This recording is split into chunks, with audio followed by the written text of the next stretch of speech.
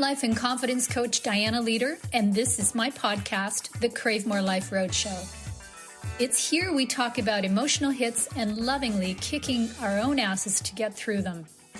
Just so you know, it always comes down to being your beautiful, sassy self, living and loving from you, no matter what. So join me to hear about the healing journeys of other women, and you just might become a DIY ass kicker too. Hey listeners, welcome back to the Roadshow. You're listening to Scott Bell today, author of Chapter 19 in Find Your Voice, Save Your Life 4, Transcendent Men Real Stories. You're going to find Scott's full bio in the show notes, and I'll talk to you soon. So, hey everybody. We all choose different ways to heal. My guest today is unique in his choice to cycle around the perimeter of the United States. I'm Dianna Leeder. I'm host of the Crave More Life Roadshow podcast. I'm an intuitive life coach and life hack who helps people get what they want by finding their voice. I'm also the proud lead author of Find Your Voice, Save Your Life book series available on Amazon, including the award-winning Powerful Healers, Spiritual Stories, and the about to be published early in August, and the one that we're going to be talking about today with this guest, Find Your Voice, Save Your Life 4, Transcendent Men Real Stories. My guest today is Mr. Scott Bell, and I'm happy to introduce him as a contributing author in Find Your Voice 4 with his chapter, Cycling to a New You, Discovering Who You Are 1 Mile at a Time. Scott is a certified transformational life coach and workshop leader for people looking for lasting change. He works with individuals who know they want to change but haven't been able to attain it. His unique style of using cycling, along with his one-to-one coaching, brings deep and lasting results. So Scott, welcome. Sorry for the blip there, but welcome. Glad you're here. Technology is our friend or our foe, right? Yeah, I try to stay high vibe, but sometimes it's more foe than friend for me, that's for sure. I'm grateful for people around me who know how to do this. Anyway, so tell us a little bit about you and your story. Without telling too much of the chapter. Right. But yeah, you obviously had the need to make a long trek. So tell us about that. Well, thanks, Diana. Yeah, it really kind of come down to the same kind of situation. I think it happens for most of us in our lives where something tragic has to happen for you to make a change, right? And you hear the term hitting rock bottom a lot. And I don't know if I would say I was at rock bottom, but I was pretty down there in my life. And I'll leave what happened for the book. But after all that happened, and I was already kind of on a little bit of a path of trying to discover myself, but I didn't know who I was. I didn't know what it meant to be me or anything like that. Right. And I had been cycling for, I don't know, 20 some, almost 30 years at that point, and never really connected the mind-body relationship with cycling before. And setting off on my bike trip around the United States, I didn't intend to do that. That was an accident. But the more I talked to people about cycling, the more I realized, somewhere in the top 5 reasons when I asked, well, why do you cycle, right? You get fitness and health and, just a chance to get away. And usually somewhere in the top 5, somebody says cycling is my meditation. And it started to make me wonder what that meant and how does that work, right? And so I ended up getting on the bicycle, and without having any kind of intention around that or knowing what it really meant, but just kind of being on the saddle and riding around the perimeter of the United States, it gave me plenty of time to connect with myself. And it was a truly, transformational type, once in a lifetime kind of event. Right. That's really interesting because we know that when we get into something that takes us gives us that good feeling, but also allows us to be conscious. I guess is the word I'm thinking of. It's amazing, and it does offer us so much. And I would not, before meeting you, I would not have thought about cycling as being one of those activities. And I'm a former runner, and Right. that was meditation for me. But I wouldn't have thought about cycling, so I love Yeah, it. I talk to a lot of runners, and you've heard of runner's high, right? Hmm. It's really synonymous with any endurance kind of sport where you get that high out of getting in that zone while you're doing a long-term aerobic kind of activity. So running, cycling, you can get rowing, all those kind of sports, that has a longer duration where you can get your mind clear and you just get into that mode of that activity, right? And for me, it's cycling, and that high that you get out of that can be very useful if you know what to do with it, Hmm. right? Which is why you're a coach, right? Exactly. Thank you. That that's was a good that's end, huh? exactly it. Yeah, I mean, I like to use the analogy. I think we talked about this on our call not too long ago, but of a hammer, or any tool for that matter, right? You can give somebody a tool and a hammer or whatever, and they can go around and pound on the stuff all day long. But if you know how to use a hammer, if you ever watched like a framer building a house, I'll put a nail in one swing, and that nail is driven all the way down, and they just go all the way down, and they're really efficient, and they're really good with the hammer. And then you got other people that can hold the hammer way up at the top, and they're hitting it, and it takes a lot of effort, and about 80,000 hits later, the nail's driven into the wood.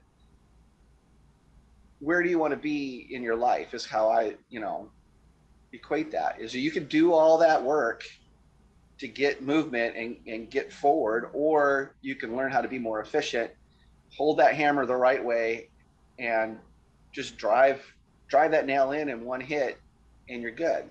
Yeah, And yeah. so the cycling does that for me. Wow. So do you use that same analogy with your coaching clients? Yeah, I try not to beat a dead horse with that because it's kind of worn out, but it does work for me, right?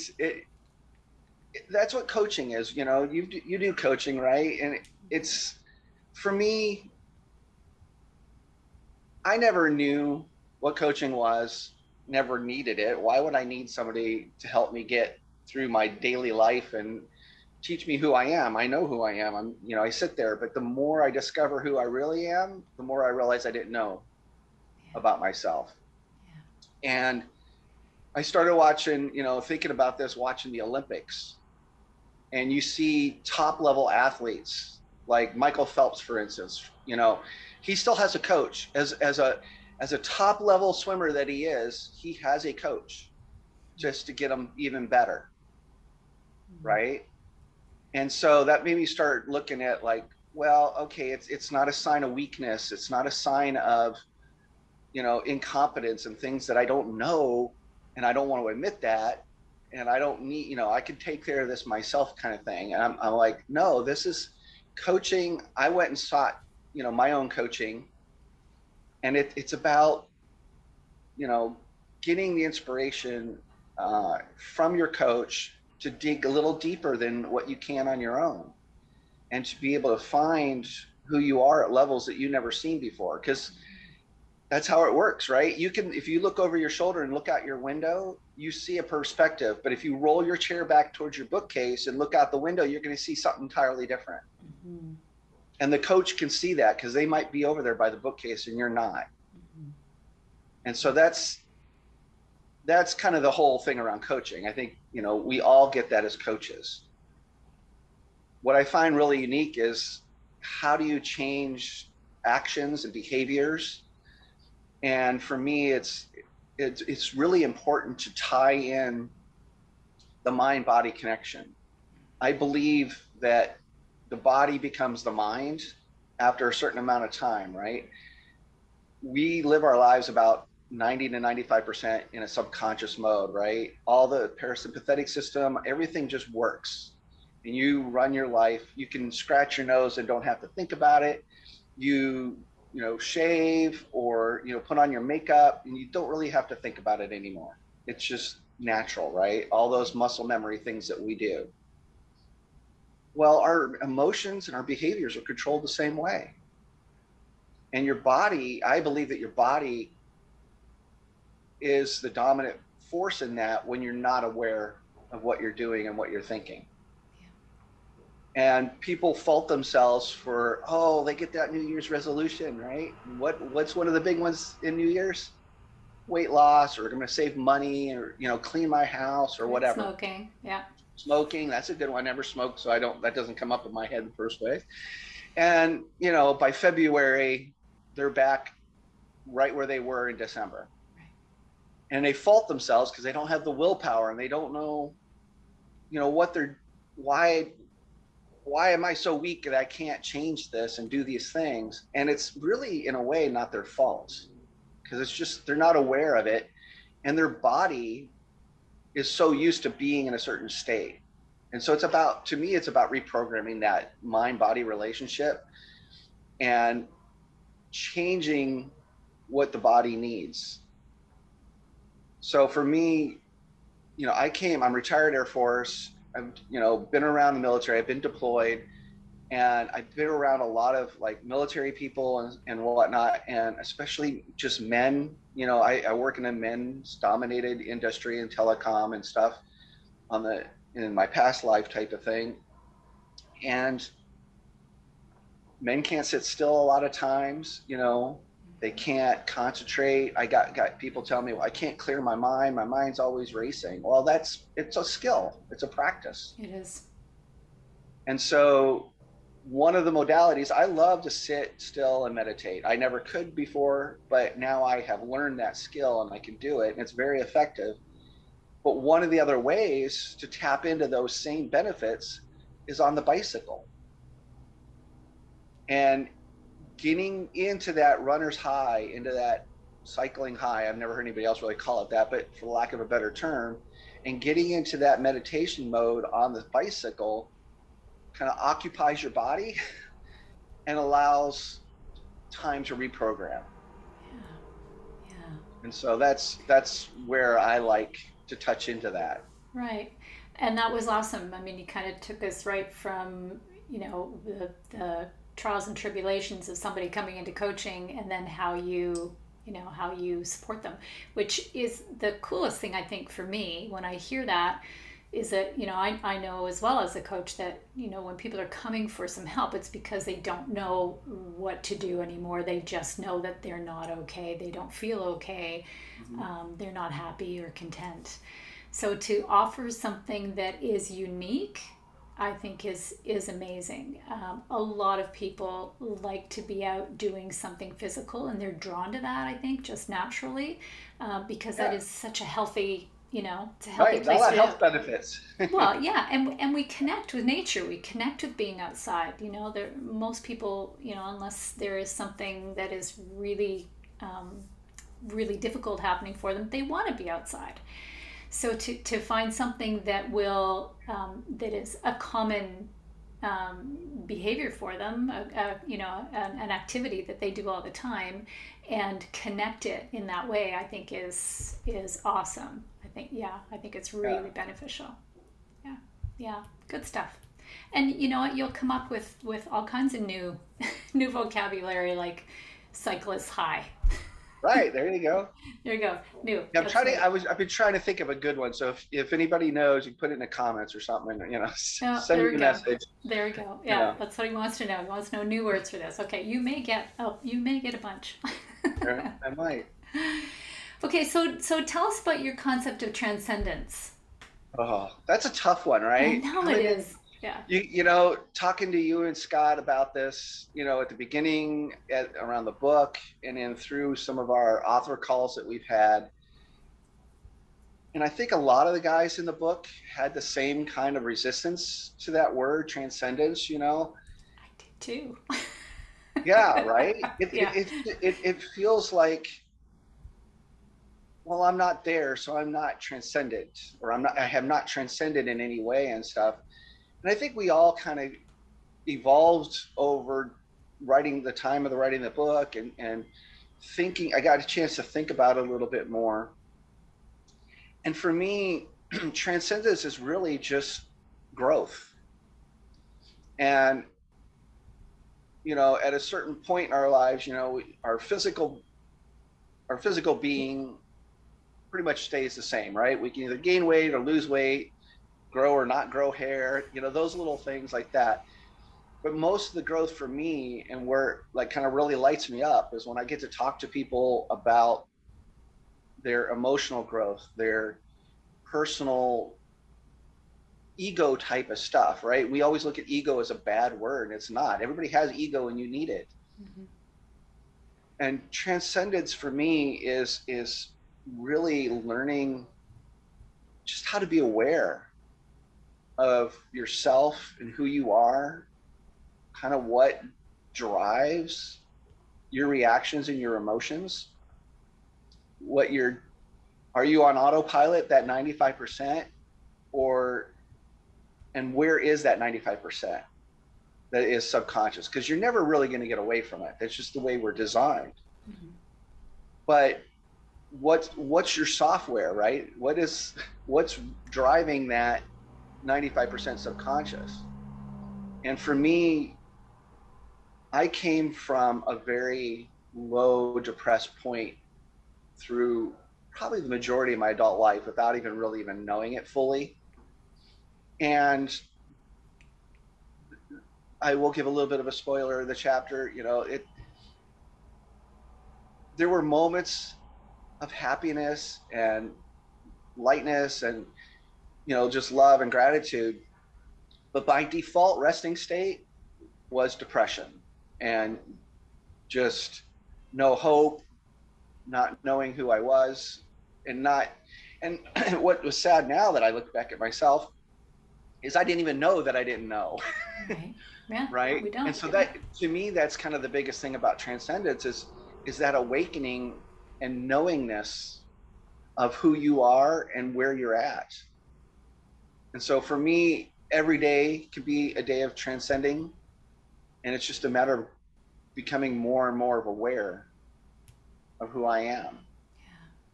Yeah, it's not really, something that you just get to and you're done, is it? No, never. No. That was part of why the whole transcendence, because that kind of that I didn't pick that. I mean, it does work. I see how it works, and I see how it works really well with finding your voice, which is what intrigued me, I think, about this book to start with. That, using our voices and expressing who we are, we have to know who we are, right, to do that, which is why things that you're doing, you're coaching and connecting mind and body on the bike, why that kind of work is so important. If we can connect with that and use any opportunity we can to create more awareness for ourselves and understand who we are, be who we are, right? Life can be very different. Yeah, absolutely. And, there's so many different ways to come about that. You can go about it gradually. You can go about it through tragedy and, life-changing events. And there's the whole gambit is there on how we transcend. And then do we stay there? And I think that's one of the keys for myself that I've seen is that refractory period. Where do you go back to? What's your default setting? And over time, I get in the depression spots. I get sad. I get, frustrated. I get angry. But my refractory period is so much shorter, and the default setting now is more on the gratitude and ease side of things than it is on the being depressed and sad and just lost. Yeah. Which I think is has a relationship to the routine and the habit and the ritual and the practice. I mean, you don't you can't be in that healthier state if you're not intentionally bringing yourself there. Yeah, that's a good point, because I think a lot of people just expect it to happen. either I'm happy or I'm not, and it's all external to yourself. And my situation doesn't lend itself for me being happy. I'll go on vacation and be happy for 2 weeks, and then come back, and then back to my misery and my isolation and whatnot. But you're exactly right. It's intentional, and it's a skill that's learnable that everybody can do. It's just we don't know about it. Yeah. It's as an adults, we just kind of expect because we're human and we're living and we interact with people that we can do these things, and it's not necessarily true. Yeah. No, no, it's not it can be easy, and as you full know, it can be really difficult too. But again, as you said, it gets easier as you go along. You kind of know, the process. I think you understand the process more. Your body and your mind get used to the process and the practice. And Absolutely. yeah, Yeah. yeah, yeah. I think it's the reason why we coach. And I think that most coaches too, as you talked about some of the reasons why we have to change. Most of us have been in a place that we didn't want to be and went through that process for ourselves, learned about it and then trained about it. And so it's I think it's a good thing. I think the world is full of people who are helpers and healers, and it's awesome, including this book. Absolutely. Yeah. Haven't finished the whole thing yet, but what I've read is just amazing. Just It, has been absolutely amazing, to really see. You hear pieces of the stories and stuff when we got on our author calls, but now that you're starting to see them written out, and you're like, oh wow, I can't believe that much has happened with that person, and whatnot, and it's and how far they've come. Any inspirational story is like that, right? yeah. Um, that's why we watch movies and TV and stuff, is to be inspired and to kind of escape and feel into the emotion of the story. Yeah. Yeah, yeah, you're absolutely right. That's exactly why we do that. And you know what, for me, when I see all of you and I hear, I've read the stories and I've gotten to know each of you in a different way. The coolest part is watching what all of you are doing now with the learning and the awareness that you've created for yourself. Would you have been able to do what you do now, when you were not in the state that you're in now?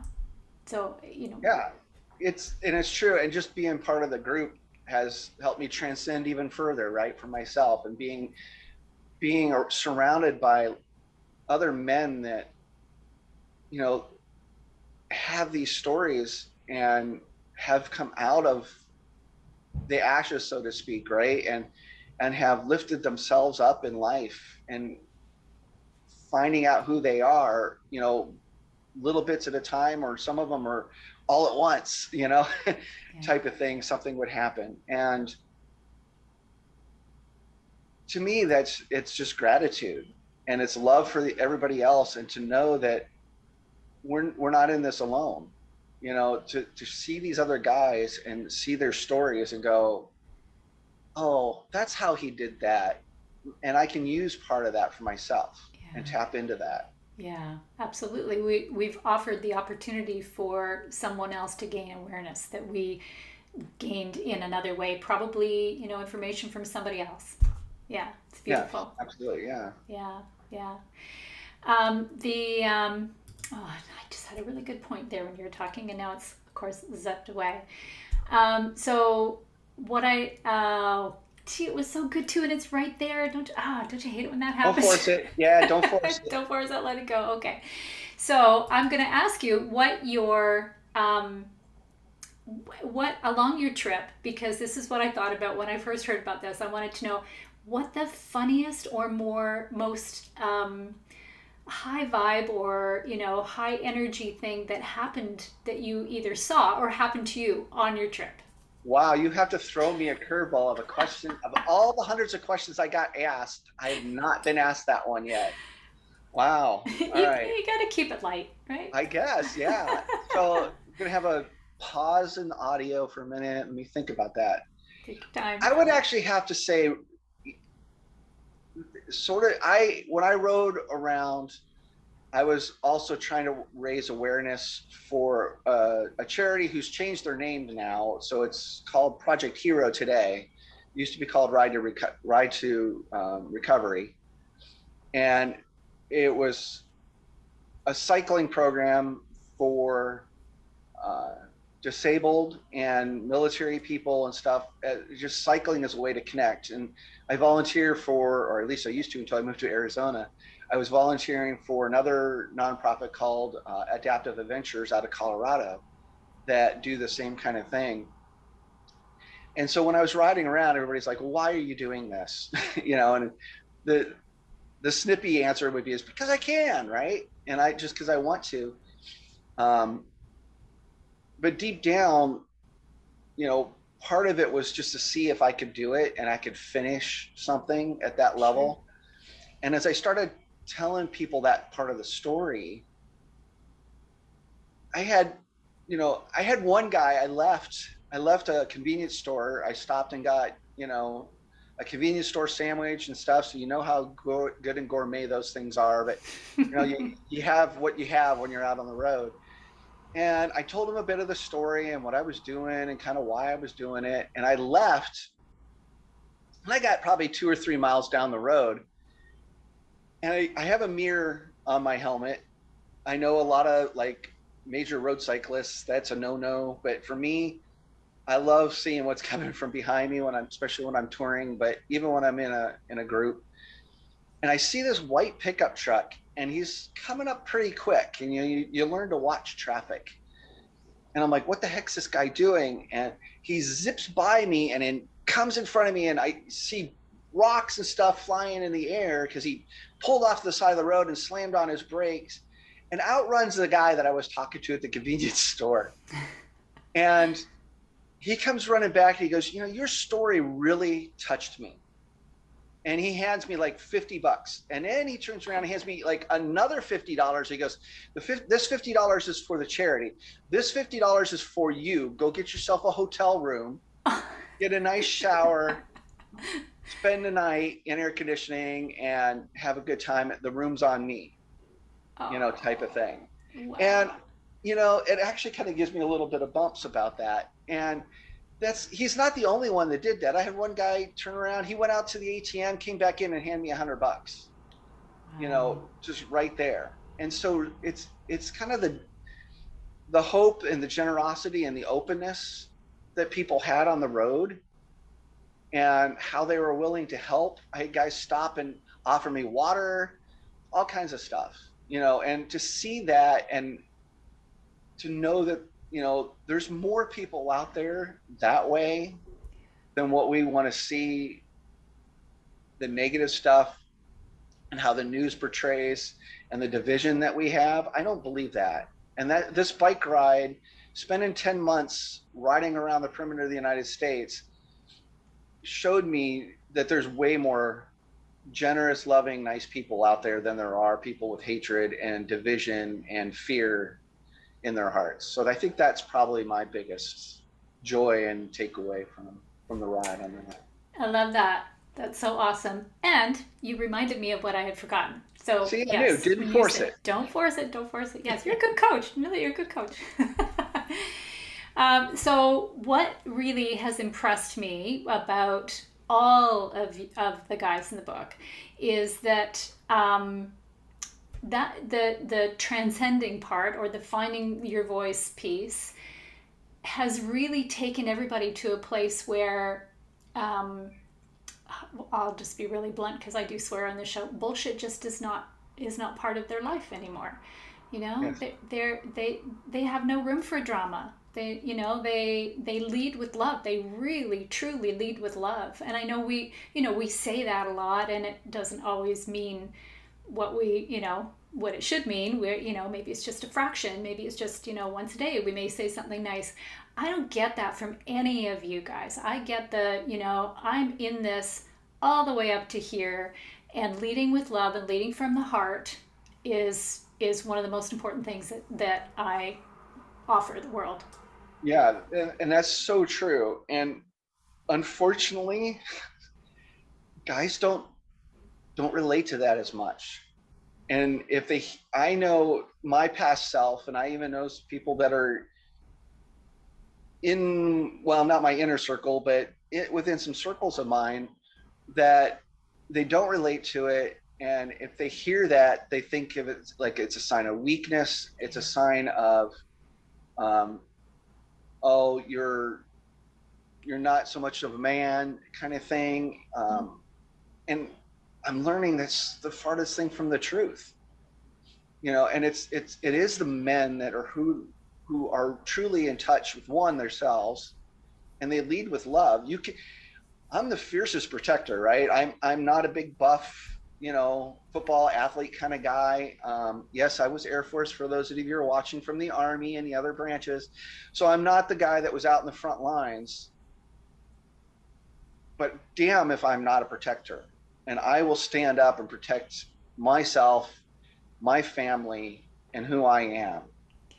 And, but you don't have to be, some, let me keep it nice, some rude, a-hole type person or whatever, and to be the man and have all the weight of the world on your shoulders. And I'm learning more and more, the more I get surrounded by other real men, that's not true. Yeah. So far from truth. Yeah. Yeah. And that just kind of pops from this book hugely. And I think that seeing a man be vulnerable, I think that that's very manly. I really do, and I'm hoping that that's going to be the case for everybody that reads it. And I've said this before in our meetings, that I think that this book is going to have a huge impact on women, because women, from my experience over the years of working with them, we settle for lots of reasons. I think men and women are very similar in that, we're all born as we are, and if we stuck with who we are, if we through our lives, we would all be in that place of transcendence. Right. But we don't. There are influences all the time, and good and bad, that change us and make us respond to those, as opposed to here. So Right. so I think men and women are the same where that's concerned. But one of the things that happens to women in relationships, and you're a relationship coach, so I want to get your take on this, is that they settle. This is the best I can do. This is, I can't do anything about it. I don't want to be alone, all those things. So this book to me is, one of the messages for women is you don't have to settle. That's very true. And for me, the focus, because my partner Kelly and I, we also do relationship coaching, as you mentioned.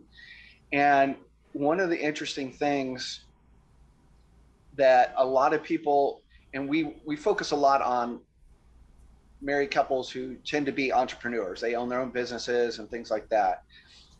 But even a successful corporate couple or whatever this applies to, so many of us, we put all our energy and effort into our careers. And then that all the focus goes towards that. And when we come home, then there's some focus maybe towards the kids, if you have kids or not. And then the focus kind of goes to your partner. And then the last thing you do is the focus towards yourself. And what I try to teach people and get them to realize, that's 100% backwards. You have to flip that script 180 degrees. You have to focus on yourself first. And this is kind of where I think the tie-in with the women reading this and reading the book is, as you read this book, man, woman, whatever, adult, child, please read it from your own perspective. Read it from what does it mean to you, and what does it bring out in what you see about yourself. Not what you see your partner doesn't have or should be doing. It's about where you are, what is in yourself, and what can you see that you may want to change for yourself. And don't expect and push on your partner to, oh, honey, you got to read this book, it'll change your life. It's true, probably will, but they're not going to receive it. Of course. Right. Yeah. And so, you know, anybody reading it, you know, let it touch yourself first. Yeah. And then as you start to transform from what you notice about what you're doing, who you are, I think naturally your partners or the people around you are going to start asking questions, and then you go, "Hey, this I read this book, and this meant a lot to me, and this is part of one of the catalysts for how I changed." Yeah. So yeah, man or woman reading this, it'll touch you. Yeah. It'll touch your heart and help you look at yourself in a new way. I agree. And yeah, for sure, we can't change our partners in this book. Is not something that you need to shove under somebody else's nose and say, go and do it. Because yeah, that's not going to work. What I'm hoping that will come from, one of the authors in here, is those opportunities for couples to read it together, which I think would be very cool. Yeah, we sort of talked about different ways that we can now start to use the book going forward in our toolbox. Yeah. I think as Scott put it, he's like, and all the other chapters from all the other men are other pieces of tools that I am starting to learn how to use. And that's the key, right? Is I want to learn how to use them. I don't want to just throw them in the toolbox and go, oh, I know I have this hammer here. I want to know what it is and have it in there and available for myself to use on me. And then I can share that change, that transformation with clients and other people that I touch and talk to in my life. Yeah, exactly. Beautiful, beautiful. Well, you answered one of my last questions, which was, what were your hopes for the book? Absolutely, yeah. I just really, it's for a way for people to look inward at themselves and to be able to know that there's really no situations out there that is unsurmountable. It all starts with your self-love. Nobody else is going to do it for you. It's not going to come externally. People can inspire you. This book will inspire you, but it's going to take your own wanting, your own level of work to transcend. And your transcending, it will mean different for you than anybody else in that book or anybody else It's not going to look the same. Mm-hmm. Yeah. Mm-hmm. Absolutely. Awesome.